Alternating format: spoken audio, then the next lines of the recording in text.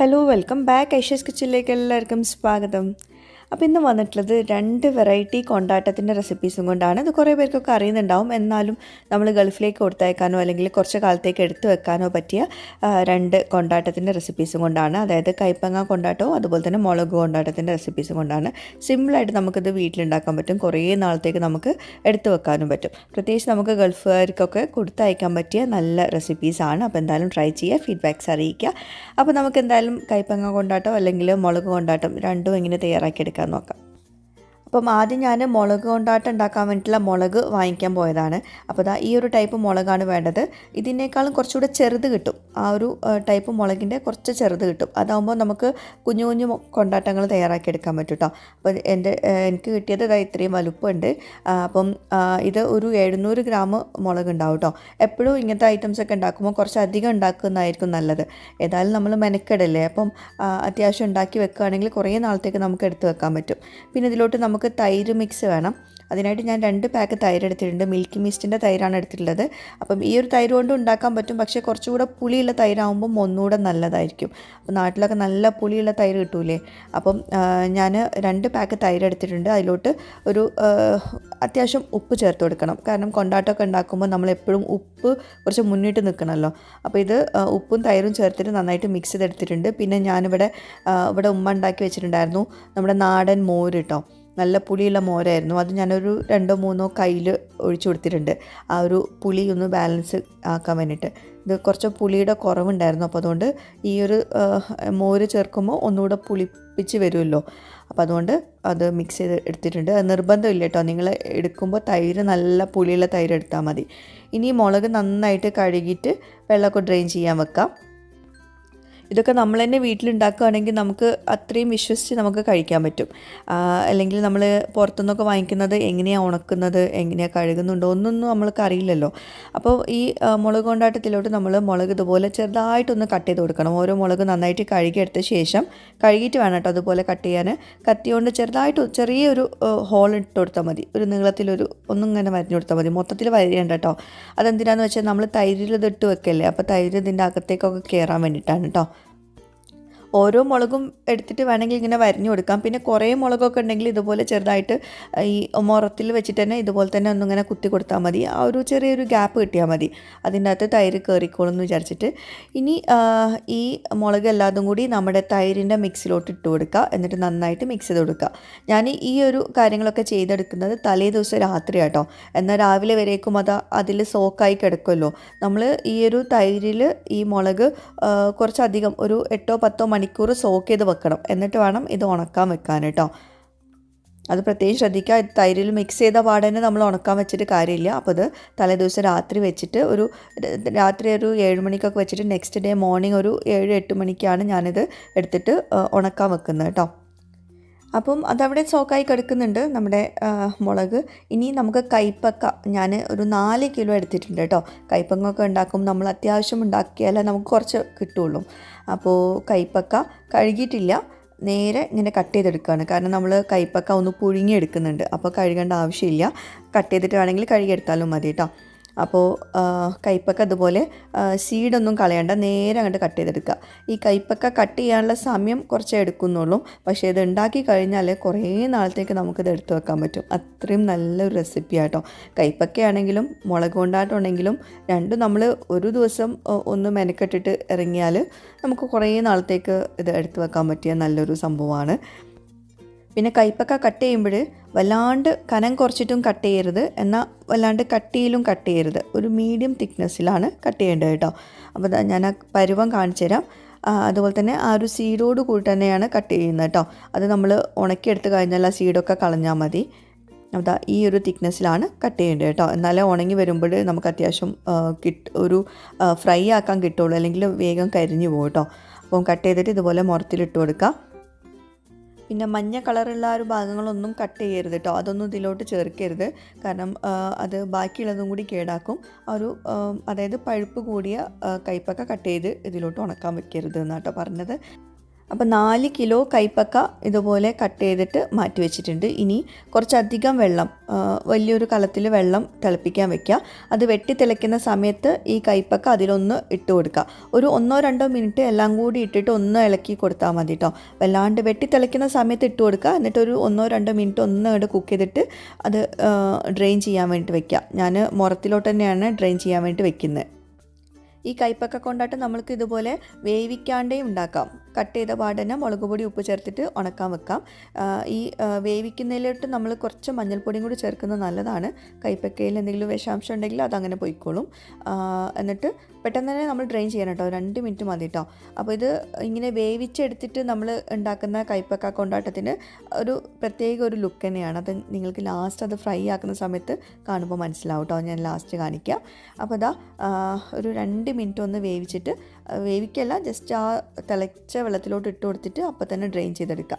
എന്നിട്ട് ഇതൊന്ന് ചൂടാറാൻ വേണ്ടിയിട്ട് വെക്കണം. ചൂടാറിയ ശേഷം നമുക്കിതിലോട്ട് മുളക് പൊടി ഉപ്പ് ചേർത്ത് കൊടുക്കാനുണ്ട്. വെള്ളമൊക്കെ നന്നായിട്ട് ഡ്രെയിൻ ചെയ്യും വേണം കേട്ടോ. വെള്ളം ഡ്രെയിൻ ചെയ്തിട്ട് വേണം ഇതിലോട്ട് മുളക് പൊടി ഉപ്പൊക്കെ ചേർത്ത് കൊടുക്കാൻ. അപ്പോൾ 2 മുറത്തിൽ ആക്കി വെച്ചിട്ടുണ്ട്. ഇത് ചൂടാറിയിട്ട് വേണമല്ലോ ചെയ്യാൻ വേണ്ടിയിട്ട്. അപ്പം ഈ ഒരു സമയം കൊണ്ട് നമ്മൾ മുളക് കൊണ്ടാട്ടം അവിടെ റെഡിയാക്കുന്നുണ്ടായിരുന്നു. പക്ഷേ ഇനിയിപ്പോൾ നിങ്ങൾക്ക് കൺഫ്യൂഷൻ ആവണ്ടെന്ന് വിചാരിച്ചിട്ട് ഇത് കഴിഞ്ഞിട്ട് അതിലോട്ട് പോകാമെന്ന് വിചാരിച്ചിട്ട് അങ്ങനെയാട്ടോ ഞാൻ വീഡിയോയിൽ കാണിക്കുന്നത്. അപ്പോൾ ഇത് ചൂടാറാൻ വേണ്ടിയിട്ട് വെച്ച സമയത്ത് മുളക് കൊണ്ടാട്ടം അവിടെ റെഡി ആയിട്ടുണ്ടായിരുന്നു കേട്ടോ. അതാണ് ഇപ്പോൾ ഇതിൻ്റെ സൈഡിലൂടെ നിങ്ങൾ കാണുന്നത്. അപ്പം ചൂടാറിയിട്ടുണ്ട്.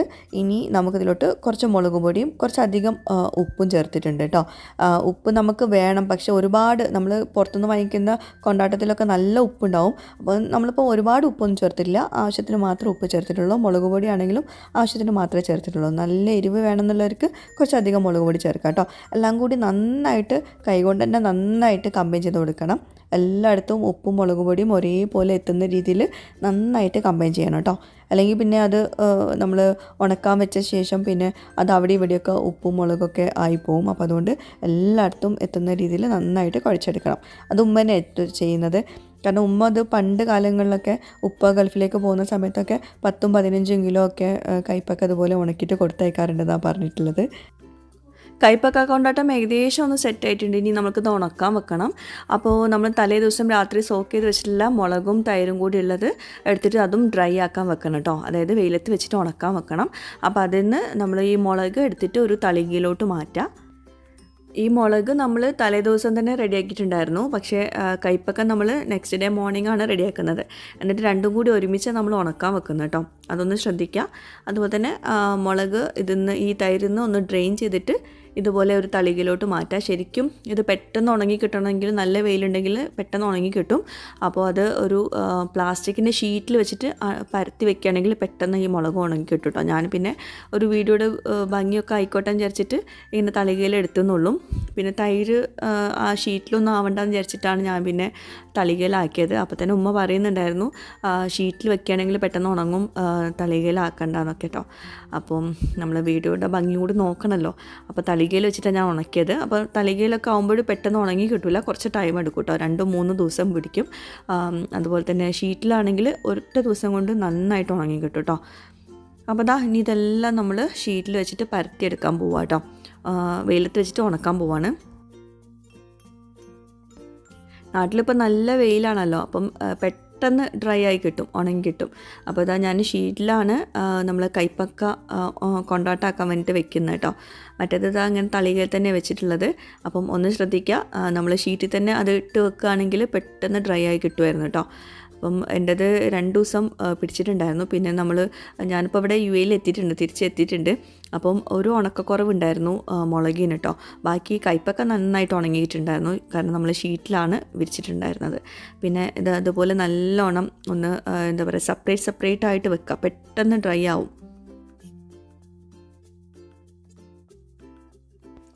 ഞാൻ സാധാരണ കൈപ്പക്ക കൊണ്ടാട്ടം അതുപോലെ തന്നെ മുളക് കൊണ്ടാട്ടമൊക്കെ പാക്കറ്റ് വാങ്ങിക്കലാണ്. അപ്പം ഉമ്മ പറഞ്ഞിട്ടുള്ളത് പണ്ടൊക്കെ ഉമ്മ ഇവിടെ ഉണ്ടാക്കാറുണ്ടെന്ന്. അപ്പോൾ പിന്നെ വിചാരിച്ചു അതൊന്ന് വീഡിയോ ചെയ്യാമെന്ന്. ഞാൻ ആദ്യമായിട്ടാണ് ഇത് കാണുന്നതും ഉണ്ടാക്കുന്നതും ഒക്കെ കേട്ടോ. അപ്പോൾ ഇപ്പോൾ തോന്നുന്നു ഭയങ്കര സിമ്പിളായിട്ട് ഉണ്ടാക്കാൻ പറ്റിയ ഒരു ഐറ്റം ആണെന്ന്. അത്രയും സിമ്പിളാണ്. അപ്പം ഇതൊക്കെ ഇഷ്ടമുള്ളവർ എന്തായാലും നിങ്ങൾ ഇതുപോലെ ട്രൈ ചെയ്യൂ കേട്ടോ. പെട്ടെന്ന് ഉണ്ടാക്കാൻ പറ്റും. ഇങ്ങനെ വെയിലുണ്ടെങ്കിൽ പെട്ടെന്ന് ഉണ്ടാക്കാൻ പറ്റും. ഇപ്പോൾ നാട്ടിൽ നല്ല വെയിലാണല്ലോ, അപ്പോൾ അതുകൊണ്ട് വേഗം പോയി ഉണ്ടാക്കി നോക്കിക്കോളൂ. അപ്പോൾ നമ്മുടെ മുളക് ദാ ഈ ഒരു പരുവത്തിലായി കിട്ടിയിട്ടുണ്ട്. ഇനി ഇത് വീണ്ടും നമ്മൾ നേരത്തെ മാറ്റി വെച്ചിട്ടുള്ള തൈരുണ്ടല്ലോ അതിലിട്ട് വെക്കുകയാണ്. ഈ ഒരു പ്രാവശ്യം കൂടി തൈരിലിട്ട് വെച്ചാൽ മതി, പിന്നെ ഇടണ്ട കേട്ടോ. 2 തവണ മാത്രം തൈരിൽ സോക്ക് ചെയ്ത് വെച്ചാൽ മതി മുളക്. അപ്പം ഇതിന്ന് എടുത്തു കഴിഞ്ഞാൽ പിന്നെ നെക്സ്റ്റ് ഡേ നമ്മൾ വീണ്ടും അത് ഉണക്കാൻ വെക്കുക. അങ്ങനെ ഉണക്കം ശരിയായില്ല എന്നാണെങ്കിൽ ഒരു 2-3 ദിവസം ഉണക്കാൻ വെക്കുക. പിന്നെ വീണ്ടും തൈരിലിടേണ്ട ആവശ്യമില്ല കേട്ടോ. അപ്പോൾ അതാ വീണ്ടും തൈരിലിട്ടിട്ട് നന്നായിട്ട് മിക്സ് ചെയ്തിട്ടുണ്ട്. നെക്സ്റ്റ് ഡേ മോർണിംഗ് വീണ്ടും വെയിലത്ത് വെച്ചിട്ട് ഉണക്കിയിട്ടുണ്ട്. അപ്പോൾ നമ്മുടെ കൈപ്പക്ക നോക്കൂ, കൈപ്പക്ക നല്ലോണം ഡ്രൈ ആയിട്ടുണ്ട്. അതുപോലെ തന്നെ അത് കണ്ടോ, ഒരുപാട് നമ്മൾ പരത്തി വെച്ചപ്പോൾ ഒരുപാട് ഉണ്ടായിരുന്നില്ല, എല്ലാം ചുങ്ങി വന്നിട്ടുണ്ട്. അപ്പം അത് നമ്മൾ ഈ പുഴുങ്ങിയെടുത്തിട്ട് ഇങ്ങനെ ഡ്രൈ ആക്കി വെക്കുന്നുണ്ട്. നമ്മളത് കാണുമ്പം കുറച്ച് മാത്രമേ ഉണ്ടാവുള്ളൂ, പക്ഷേ ഫ്രൈ ആക്കുമ്പോൾ ഒരു പിടി ഫ്രൈ ആക്കിയാൽ തന്നെ കുറേ ഉള്ള പോലെ തോന്നും. അതാണ് നമ്മൾ പുഴുങ്ങിയെടുത്തത്, അതല്ലെങ്കിൽ വേവിച്ചിട്ട് ഇങ്ങനെ ഉണക്കുമ്പോഴുള്ള ഒരു ഗുണം കേട്ടോ. അത് ഫ്രൈ ആക്കുമ്പോൾ മനസ്സിലാവും. അതുപോലെ തന്നെ നമ്മളെ മുളക് കണ്ടോ, മുളകും നന്നായിട്ട് ഡ്രൈ ആയിട്ടുണ്ട് കേട്ടോ. 2 ദിവസം വെച്ചിട്ടുണ്ടായിരുന്നു, ഡ്രൈ ആയിട്ടുണ്ട്. അപ്പോൾ ഇനി നിങ്ങൾക്ക് കുറേ കാലത്തേക്ക് ഇത് എടുത്ത് വെക്കണമെന്നാണെങ്കിൽ ഒന്നുകൂടെ ഒന്ന് ഡ്രൈ ആവണം. കൈപ്പക്ക നല്ല പെർഫെക്റ്റ് ആയിട്ട് ഡ്രൈ ആയിട്ടുണ്ട്. പിന്നെ നെക്സ്റ്റ് ഡേ മോർണിംഗ് ഞങ്ങൾ തിരിച്ച് പോകുന്ന ദിവസമായിരുന്നു. അപ്പോൾ അതുകൊണ്ട് ഇനിയിപ്പം മുളക് ഇനി വീണ്ടും ഉണക്കാനുള്ള സമയമില്ല. പിന്നെ യുഎയിലാണെങ്കിൽ അങ്ങനെ അധികം വെയിലൊന്നും ഇല്ലാത്തൊരു കാലാവസ്ഥയല്ല. അപ്പോൾ ഉമ്മ പറഞ്ഞു അത്യാവശ്യം ഉണങ്ങിയിട്ടുണ്ട് മുളക്, ഇനിയും വല്ലാണ്ട് ഡ്രൈ ആവണം എന്നുണ്ടെങ്കിൽ എയർ ഫ്രയർ ഉണ്ടല്ലോ അല്ലെങ്കിൽ ഓവൻ ഉണ്ടല്ലോ, അതിൽ ജസ്റ്റ് ഒന്ന് ചൂടാക്കാൻ വെച്ചാൽ മതി എന്ന് പറഞ്ഞിട്ടുണ്ടായിരുന്നു. അപ്പം മുളക് കൊണ്ടാട്ടം നമ്മുടെ കൈപ്പങ്ങ കൊണ്ടാട്ടം റെഡി ആയിട്ടുണ്ട്. അപ്പോൾ മുളക് ഞാൻ പറഞ്ഞല്ലോ ഒന്നുകൂടെ ഒരു ദിവസം കൂടി വെയിലത്ത് വെച്ചിട്ട് ഉണങ്ങാനുള്ള ഒരു സ്റ്റേജും കൂടി ഉണ്ട് കേട്ടോ. അപ്പോൾ അതൊന്ന് ശ്രദ്ധിക്കാം. അപ്പോൾ വളരെ ഈസി ആയിട്ട് ഉണ്ടാക്കാൻ പറ്റിയ 2 കൊണ്ടാട്ടം റെസിപ്പീസാണ്, ഉമ്മാൻ്റെ റെസിപ്പീസാണ്. അതുപോലെ തന്നെ ഈ കൈപ്പക്ക കൊണ്ടാട്ടം ഉണ്ടല്ലോ, അത് അങ്ങനെ തന്നെ എടുത്ത് കഴിക്കാനും നല്ല ടേസ്റ്റ് ഉണ്ടായിരുന്നു കേട്ടോ. ചെറിയൊരു കയ്പ്പ് ഉണ്ടായിരുന്നു, പക്ഷേ കയ്പ്പൊക്കെ ഇഷ്ടമുള്ളവർക്ക് അത് അങ്ങനെ തന്നെ കഴിക്കും. കുക്ക് ചെയ്യേണ്ട ആവശ്യമില്ലാത്ത ഒരു റെസിപ്പി കൂടിയാണ്, കാരണം നമ്മൾ ചെറുതായിട്ടൊന്ന് വേവിച്ചിട്ടുണ്ടല്ലോ. അതാ ഞാൻ ഇവിടെ തിരിച്ചെത്തിയ ശേഷം മുളക് ഒന്ന് എയർ ഫ്രയറിൽ ഒരു 5 മിനിറ്റ് ഒന്ന് ഫ്രൈ ആക്കിയിട്ടുണ്ടായിരുന്നു, കുക്ക് ചെയ്തിട്ടുണ്ടായിരുന്നു. എന്നിട്ട് മാറ്റി വെച്ചിട്ടുണ്ട്. ശരിക്കും എനിക്ക് തോന്നി വേണ്ടില്ലായിരുന്നു എന്ന്, കാരണം അത് ഫ്രിഡ്ജിൽ വെച്ചാൽ മതി, വീണ്ടും നമ്മൾ പുറത്ത് വെക്കാൻ പറ്റില്ല. പുറത്ത് വെച്ചാൽ അധികം ഉണക്കം ശരിയാവാത്തതുകൊണ്ട് തന്നെ ചിലപ്പം പൂപ്പൽ പിടിക്കാൻ ചാൻസ് ഉണ്ട്. അപ്പോൾ ഞാൻ ഇനി ഫ്രൈ ആക്കിയിട്ട് കാണിച്ചു തരാം കേട്ടോ. കൈപ്പക്ക നമ്മൾ വേവിച്ചതുകൊണ്ട് അത് ഫ്രൈ ആക്കുമ്പോൾ ഒരു പിടി എടുത്താൽ മതി. ഫ്രൈ ആക്കുമ്പോൾ അതിങ്ങനെ നമ്മൾ ചിപ്സൊക്കെ ഫ്രൈ ആക്കാൻ വെക്കൂലേ, ആ ഒരു പാക്കറ്റ് ചിപ്സൊക്കെ ഉണ്ടാവില്ലേ, അതുപോലത്തെ ആ ഒരു സംഭവം പോലെ ഇതിങ്ങനെ വീർത്ത് പൊങ്ങി വരുന്നുണ്ട്. അപ്പോൾ ഇതാ എല്ലാവരും ട്രൈ ചെയ്യാൻ. നല്ലൊരു മണമായിരിക്കും കേട്ടോ. നമ്മൾ ഫ്രഷായിട്ട് നമ്മൾ വീട്ടിലുണ്ടാക്കുമ്പോഴുള്ള ഒരു മണവും ടേസ്റ്റും അതൊന്നും പ്രത്യേകം തന്നെയാണ് കേട്ടോ. അത് നിങ്ങളത് ഉണ്ടാക്കി നോക്കിയാലേ മനസ്സിലാവുള്ളൂ. നമ്മൾ കടയിൽ നിന്ന് വാങ്ങിച്ചതിന് ഈ ഒരു ടേസ്റ്റും മണമൊന്നും ഉണ്ടായിരുന്നില്ല. അപ്പോൾ എല്ലാവരും ട്രൈ ചെയ്യുക.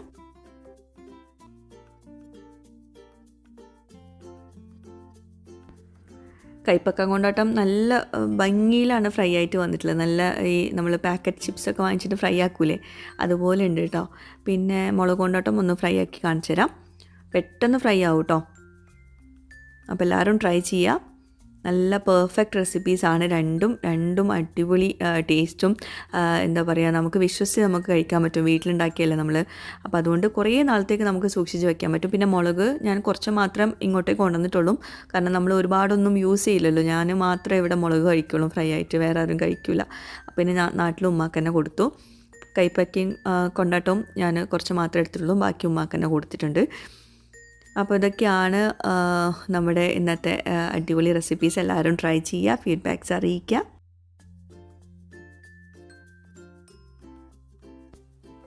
നാട്ടിലെ കുറച്ച് വിശേഷങ്ങളും കൂടി പറയാനുണ്ട്. ഞാൻ വ്ളോഗൊക്കെ എടുത്തു വെച്ചിട്ടുണ്ടായിരുന്നു. അപ്പം അതൊക്കെ കഴിഞ്ഞിട്ട് ഞാനിവിടെ UAE എത്തിയ ശേഷമുള്ള വിശേഷങ്ങൾ ഷെയർ ചെയ്യാം കേട്ടോ. പുതിയൊരു വീഡിയോ ആയിട്ട് വ്ളോഗുമായിട്ടൊക്കെ വരുന്നവരേക്കും ബൈ, താങ്ക് യു.